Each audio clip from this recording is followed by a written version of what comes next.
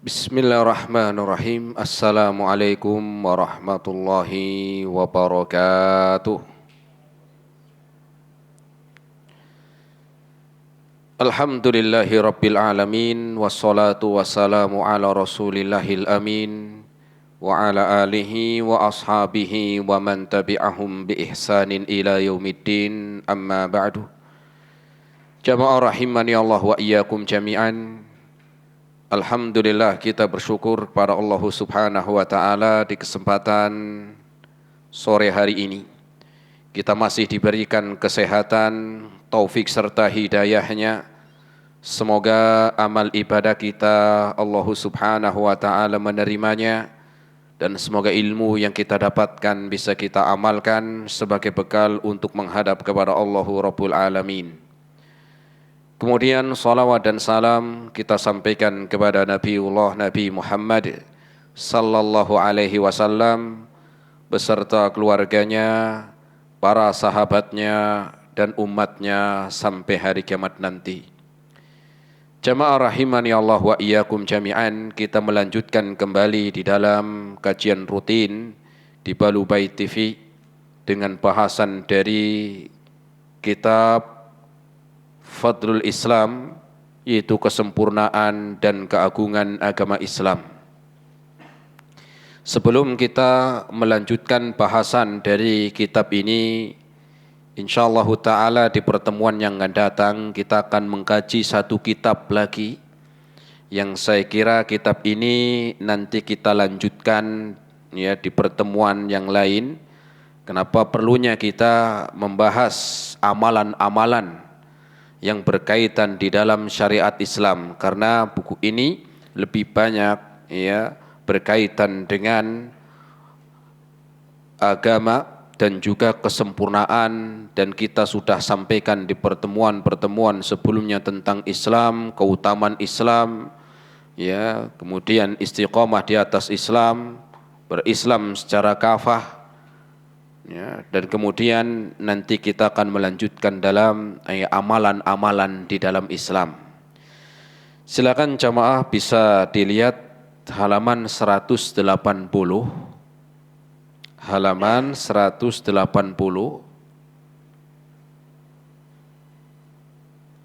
Ya, bisa dibaca. Silakan. Ibu-ibu ada yang mau baca? Dikatakan oleh Abu Al-Aliyah. Ya, yaudah masnya aja di sini yang baca wis. Oh, ada ibu-ibu. Ya udah ibu dulu. Nah, silakan Bu, baca dulu Bu. Abu Al-Aliyah berkata, pelajarilah Islam, lalu bila kalian sudah mempelajarinya, maka jangan membencinya. Peganglah jalan yang lurus, karena sesungguhnya ia adalah Islam. Dan jangan menyimpang dari jalan yang lurus. Jangan ke kanan dan jangan pula ke kiri. Peganglah sunnah Nabi kalian, jauhilah hawa nafsu ini. Ya. Qala Abul Aliyah, dikatakan oleh Abul Aliyah, beliau mengatakan ta'allamul islama, pelajarilah oleh kalian Islam. Maknanya pelajarilah oleh kalian agama Islam. Fa idza ta'allamtumuhu fala targhabu anhu. Ketika engkau mempelajari Al-Qur'an, telah belajar Islam, maka jangan kalian membencinya. Wa alaikum bisiratil mustaqimi, dan wajib atas kalian untuk berpegang teguh di atas jalan yang lurus. Fa innahul Islam, karena sesungguhnya jalan yang lurus adalah agama Islam. Wala tuharrifu sirata yaminan wala shimala, dan janganlah kalian itu berpaling kanan dan kiri. Maknanya sudah bismillah dan terus istiqomah di atas ajaran Islam. Wa alaikum bisunnati nabiyyikum, dan hendaklah oleh kalian untuk berpegang teguh dengan sunnah Nabi kalian. Wa iyyakum hadhil ahwa, dan hati-hatilah kalian atau jauhilah kalian ya oleh kalian dari hawa nafsu. Jamaah rahimani Allah wa iyyakum jami'an, sebagaimana judul dari ucapan salah seorang ulama yang menyebutkan, pelajarilah oleh kalian agama Islam, syariat Islam, dan berpeganglah dengan sunnah Nabi sallallahu alaihi wasallam, yaitu di dalam mengamalkan amalan-amalan di dalam syariat Islam yang kita akan bahas di pertemuan yang akan datang insyaallah taala. Jamaah rahimani Allah wa iyyakum jami'an. Belajar Islam itu penting enggak jamaah? Penting enggak? Penting. Alasannya? Penting. Alasannya? Satulah. Ada yang mau jawab? Ya. Ya. Untuk bekal akhirat. Belajar agama Islam itu penting karena bekal akhirat. Iya. Ada yang mau jawab ibu-ibu? Satu lagi Bu. Penting tidak kita belajar syariat Islam atau agama Islam? Bu, ada yang jawab Bu? Enggak apa-apa, enggak dimarahin, salah ya enggak apa-apa kok. Satu aja. Sepakat bahwa kita belajar Islam itu penting. Alasannya? Enggak ada yang jawab? Belakang ibu-ibu?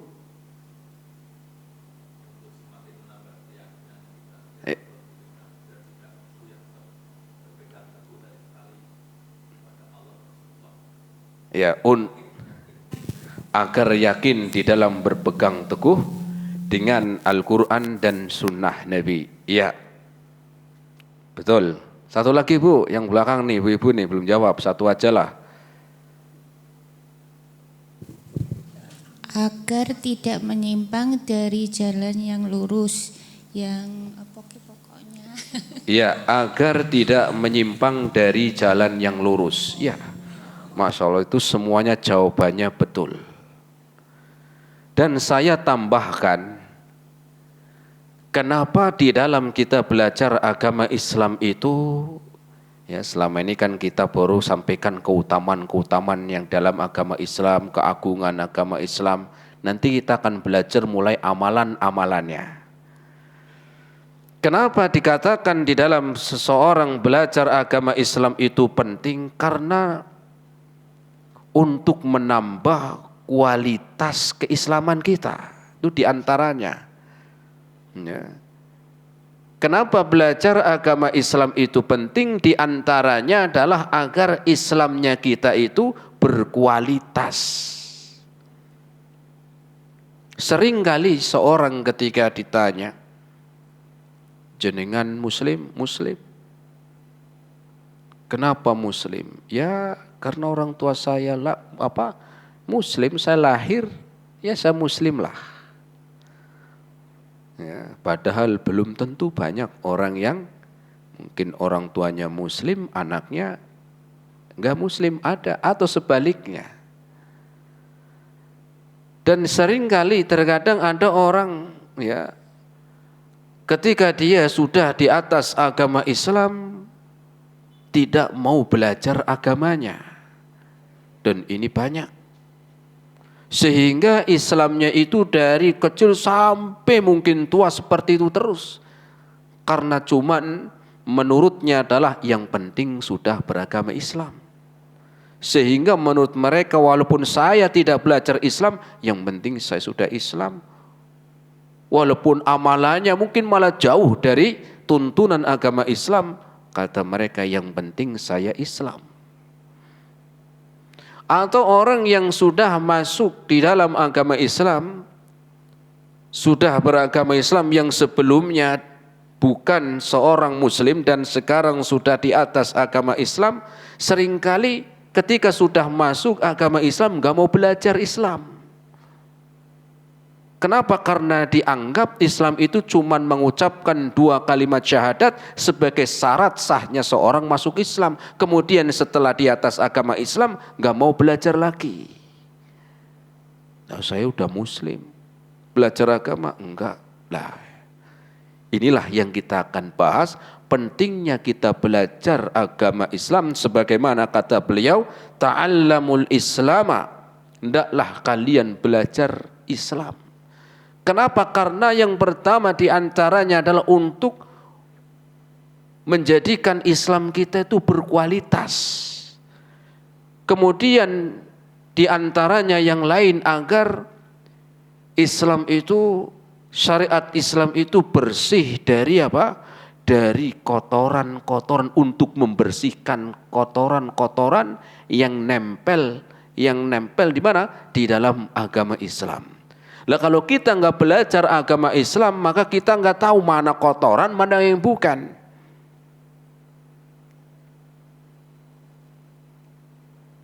Sering saya permisalkan dengan sungai. Sungai di sini paling dekat di mana? Sungai paling dekat mana? Banjir Kanal Timur. Ya, banjir Kanal Timur. Paling dekat. Ya udahlah. Kampung Kali. Wow. Kampung Kali yang paling dekat dari sini. Antum lihat airnya warnanya apa? Warnanya keruh, hitam, kekuningan itu. Ya, keruh hitam, kekuningan. Antum tahu air yang lewat Kampung Kali sini sumbernya dari mana? Ibu-ibu ada yang tahu, Bu? Ada yang tahu sumbernya, Mas? Atas mana itu kan, yang paling atas ya kan. Ya. Dari Ungaran. Ya, dari Ungaran. Sumber dari apa? Dari sungai yang lewat sini, yaitu Kampung Kali tadi aslinya atau sumbernya dari Ungaran sana atau Gunung Ungaran sana. Kira-kira sama enggak? Yang dari sumbernya di Ungaran dengan yang di Kampung Kali ini sama enggak? Kan sumbernya dari sana. Warnanya sama? Beda. Kenapa kira-kira beda? Karena perjalanan dari sumber dari Ungaran sampai sini, sampai dekat Simpang 5 sini apa? Lumayan jauh. Dan disitulah banyak kotoran-kotoran yang nempel. Dan dengan kita belajar agama Islam itu, maka akan tahu mana yang kotoran, mana yang bukan. Sehingga apa? Demikianlah Islam jamaah. Kalau kita melihat sumber agama Islam itu dimulai dari zaman Rasul sallallahu alaihi wasallam. Pada zaman sahabat radhiyallahu taala anhu. Ya, radhiyallahu taala anhum. Maka ketika dari sumbernya pada zaman Nabi kita alaihi salatu wasalam, kemudian berlalunya satu masa, satu generasi, satu abad, sampai hari ini kita hidup sudah kurang lebih 14 abad tahun yang lalu. Maka disinilah akan banyak kotoran-kotoran. Maka jalan satu-satunya untuk membersihkan itu harus tahu mana yang kotoran, mana yang bukan. Ya. Yang sebagaimana air begitu, sumbernya dari atas, bersih. Kalau langsung dari sumbernya gunung bersih, jernih, bahkan bisa langsung diminum, ya kan? Bersih. Tapi kalau udah sampai sini diminum, penyakitan. Ya. Kenapa? Karena sudah banyak apa? Sudah banyak kotoran. Orang buang sampah sembarangan, ya, udah pencemaran, sampah macam-macam buangnya ke kali. Kasur aja ada kok Pak. Orang buang kasur ke kali, bener saya pernah lihat. Gimana nggak banjir, kasur buangnya kemana? Ke kali. Ya, kalinya nggak muat ini buang kasur cuma. Ya, ada begitu. Nah, begitulah kurang lebih di dalam ya kita memahami Islam itu dengan belajar sehingga pertama kita untuk memperbaiki, untuk menjadikan kualitas Islam kita, kemudian di antaranya yang lain agar apa? Agar tahu mana yang kotoran dalam Islam dan mana yang bukan kotoran dalam Islam. Ya, mana yang kotoran dan mana yang bukan. Dan sebagaimana kita tahu, Rasul ketika ditanya apa itu Islam, Rasul mengatakan, Al-Islamu an tashhada an la ilaha illallah wa ashhadu anna Muhammadan abduhu wa rasuluh. Islam adalah engkau bersyahadat la ilaha illallah. Tidak ada sesembahan, tidak ada peribadahan yang berhak untuk diibadahi dan disembah kecuali Allah Subhanahu wa taala. Dan engkau bersaksi bahwa Muhammad adalah hamba dan utusannya. Kemudian Rasul barulah mengajarkan tentang ya, menerangkan tentang salat, wa iqamis shalah, wa ita'iz zakah, wa shaumi Ramadan. Ya, ada puasa, ada salat, ada zakat, ada puasa dan amalan-amalan yang lainnya. Itulah Islam. Sehingga pentingnya setelah kita mengetahui Islam, maka amalan-amalan apa saja yang harus di sana kita ketahui. Pertama disebutkan oleh Nabi tentang Islam adalah antashhada an la ilaha illallah. Yaitu engkau menjadikan Allah Subhanahu wa taala satu-satunya yang diibadahi.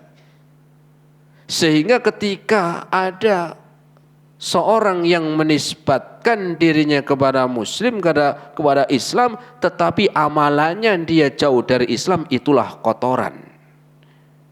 Itulah yang dimaksud dengan kotoran.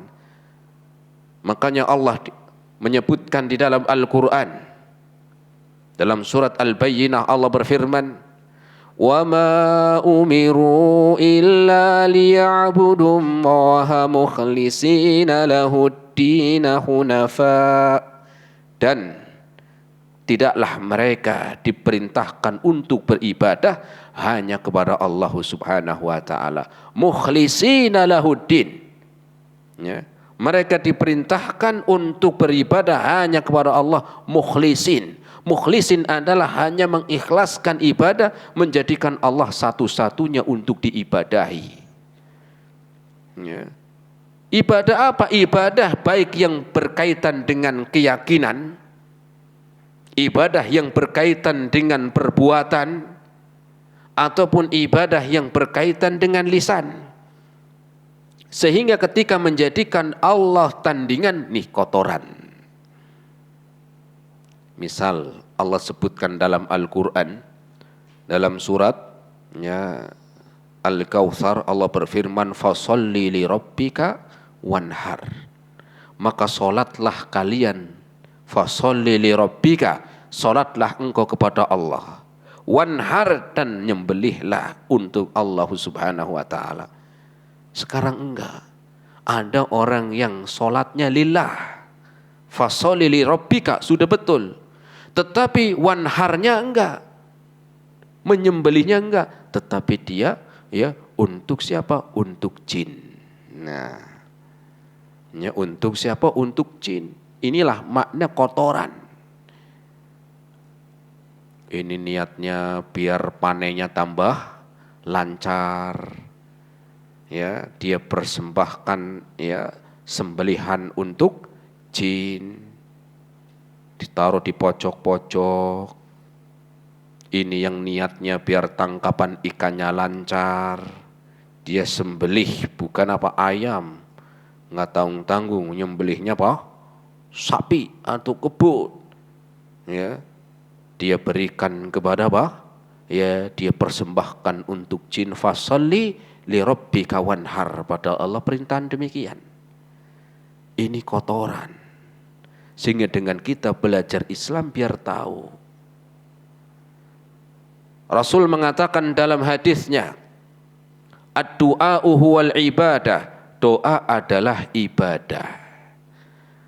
Maka doa yang dianggap sebagai ibadah manakala dia berdoa kepada Allah Subhanahu wa taala.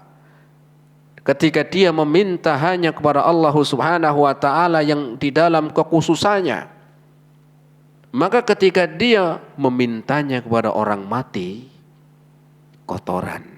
Itu maknanya. Orang mati itu kan harusnya didoain. Ya.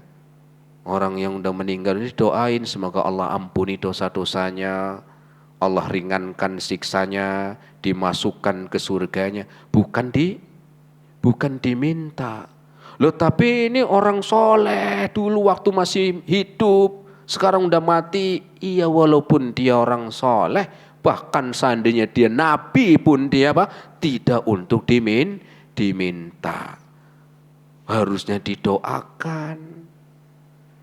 Yang doa macam-macam mintanya ke orang yang mati yang katanya dulu orang soleh, ya kuburan keramat, ya dia minta ya saya biar ya jodohnya cepat. Oh mungkin yang meninggal itu malah belum nikah dulunya. Ada yang doanya minta biar usahanya laris, miskin dulu waktu hidup, ya macam-macam. Ketika Allah Subhanahu wa taala perintahkan wa 'alallahi falyatawakkalu, hendaklah kalian bertawakal hanya kepada Allah. Berharaplah kalian kepada Allah. Hari ini ada orang yang berharapnya kepada apa? Kepada jimat. Ini kalau bukan jimat ini nih, wah jualan saya sudah buyar. Ya. Kalau bukan karena ini, maka jualannya apa? Enggak lancar ini. Bukan karena Allah. Ya, tetapi karena apa? Karena jimat. Oh mahal ini belinya saya. Dulu mendapatkan ini mahar sekian-sekian. Ini kotoran di dalam Islam jemaah. Maka dengan kita belajar tentang Islam akan mengetahui ya tentang apa kotoran dan juga untuk kita lebih baik berkualitas agar Islam kita berkualitas. Kenapa? Karena seorang yang sudah di atas agama Islam bukan berarti selesai, tidak. Baik yang memang dari lahir sudah beragama Islam karena orang tuanya Muslim, atau orang yang baru masuk Islam dianggapnya selesai sudah masuk Islam, enggak, ada kewajiban untuk belajar. Ini kadang-kadang enggak, baru masuk Islam langsung dakwah. Ngalor ngidul ngetan ngulon. Ya. Saking semangatnya baru masuk Islam enggak belajar akidah, enggak belajar tentang ya iman, langsung berdakwah. Khawatirnya pemahaman yang dulu yang dia sampaikan bahaya. Ya. Pemahaman yang dulu dia sampaikan, apalagi dulunya sebelum masuk Islam mungkin dia sebagai ya orang yang berilmu di agamanya sebelumnya. Maka ketika dia masuk Islam belajar dulu. Ya.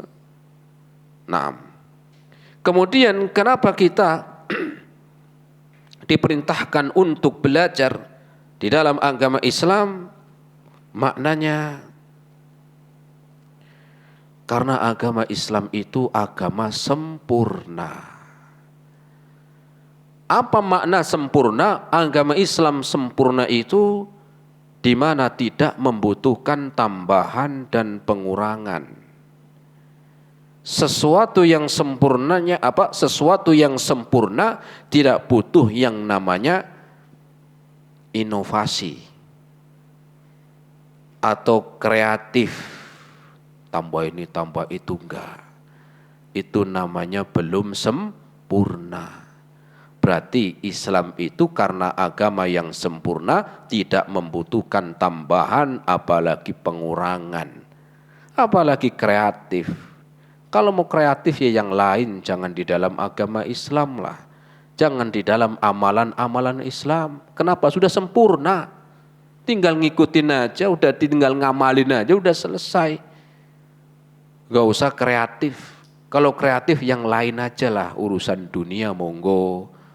Sekarang ya bahan bakar ya mungkin mahal. kali-kali kreatif gitu. Ya, barangkali menemukan apa yang bisa pengganti apa? Bahan bakar BBM, bahan bakar minyak gitu kan. Ya, kali-kali pakai air kelapa gitu kan. Nyala enggak? Kalau nyala, baru bagus nih, baru bagus. Kenapa? Kreatif dia. Daripada sekarang BBM mahal, dia pakai air kelapa begitu. Ternyata nyala, bagus. Nah, loh kalau dalam agama Islam nggak usah. Kenapa? Karena tambahan-tambahan di dalam agama Islam itu makna tambahan di sini yang tidak ada dalilnya, yang tidak ada sumbernya, yang tidak ada rujukan baik itu dalam Al-Quran ataupun dalam hadis Nabi, maka ini yang disebut kreatif dalam agama Islam yang apa? Yang harusnya ditinggalkan. Yang sudah ada dalam hadisnya, ya, sudah ada di dalam perintahnya, itu tinggal ngamalin. Yang masih remang-remang, yang masih bingung, ya, atau yang enggak jelas, sudah kita kan pengen selamat. Sudah ngamalin yang sudah ada, yang sudah jelas.